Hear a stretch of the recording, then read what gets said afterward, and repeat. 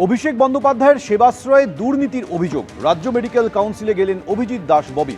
রাজ্য মেডিকেল কাউন্সিলে বিজেপি নেতা অভিজিৎ দাস ববির আজ সাক্ষ্য গ্রহণ হলো।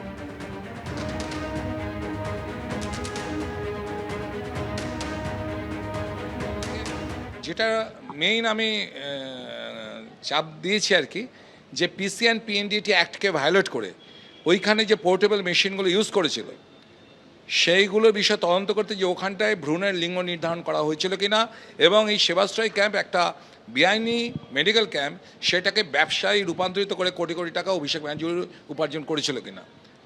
আর সেকেন্ড পয়েন্ট যেটা হচ্ছে যে যারা এর সঙ্গে এক্সট্রা মেশিনটাও রয়েছে, ওটা অ্যাটমিক এনার্জি রুলসকে ভায়োলেশন করে, কমিশনের রুলসকে ভায়োলেশন করে কী করে এক্সট্রা মেশিন ওখানে ইউজ করা হলো, কারণ ওতে প্রচুর রেডিয়েশনও হতো, এটা পারে না তো পারমিশন ছাড়া। বিশেষ হয় নাকের ডগায় হলো, তার ডিএমের কি নলেজে ছিল না, প্রিন্সিপাল সেক্রেটারি হেলথের নলেজে ছিল না, স্বাস্থ্যমন্ত্রীর নলেজে ছিল না। সেই জন্য তদন্তের সুবিধার জন্য এবং তাদের ভূমিকা কী ছিল, প্রিন্সিপাল সেক্রেটারি নারায়ণ স্বরূপ নিগম, দুজন ডিএম ছিলেন অরবিন্দ কুমার এবং সুমিত গুপ্তা, এবং মাননীয় স্বাস্থ্যমন্ত্রী তৎকালীন মুখ্যমন্ত্রী মমতা ব্যানার্জিকেও তদন্তের আওতায় আনতে বলেছি।